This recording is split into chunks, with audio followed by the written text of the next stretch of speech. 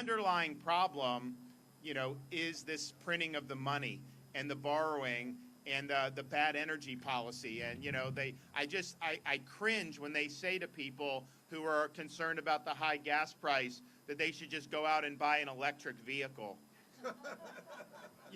First of all, these electric vehicles are 50, 60 grand, even for like the lower end ones.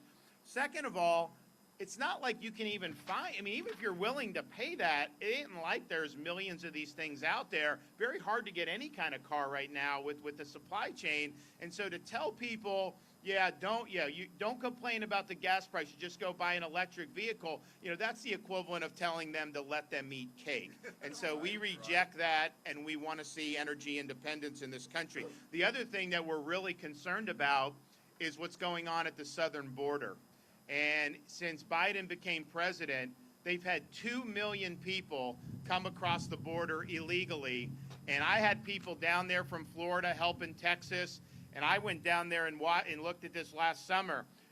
It's people coming from all over the world across the border, because the word went out that if you just come across the border illegally, Biden, he'll put you on a plane and send you somewhere and do all this stuff.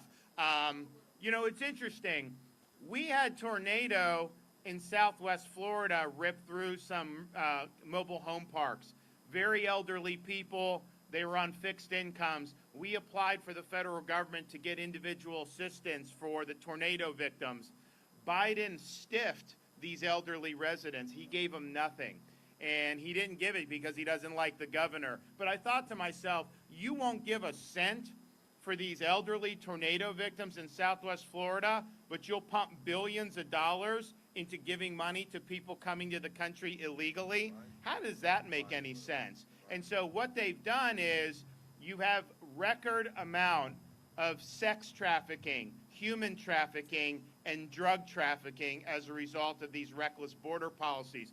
We look now in the United States. What's the most significant narcotic coming across now? It's fentanyl. They make it in China, but they bring it across the southern border. So now the number one cause of death, and even the CDC admitted this, the number one cause of death for people 18 to 45 in the United States of America is fentanyl overdose.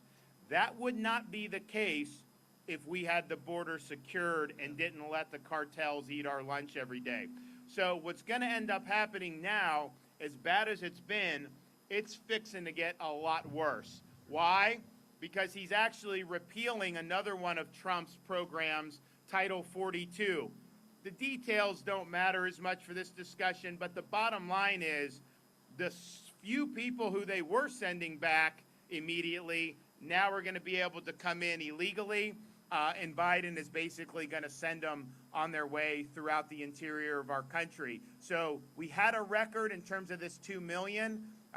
It could be 50 to 100% more as a result of this. And so, I think they need to hold Biden accountable for this. I think it's reckless that he's not following the law. But in Florida, I sent people to help, and I'm fine. But the problem was, our guys would interdict people. They're allowed to, they're quote allowed to come across the border because the feds don't do anything. So our guys would interdict them, but then they turn them over to Border Patrol, and then Biden would send them all across the country anyway. So it's like, what benefit is that even doing? Honestly, it's better for them to get captured because they get money and they get sent around. So it didn't really make a lot of sense. And so, but what I would do is, I think like Texas needs to lead. I would help. Other states would help to repel it from coming across the border in the first place with National Guard, with other types of folks to do that. And then if they do come illegally, just immediately return them across the border. If the federal government's not willing to do that, then the states can go and do it. So I'd be willing to help with that because I think that would make a meaningful difference. But to just turn them over to Border Patrol and then let Biden put them on a bus somewhere, I think is wrong.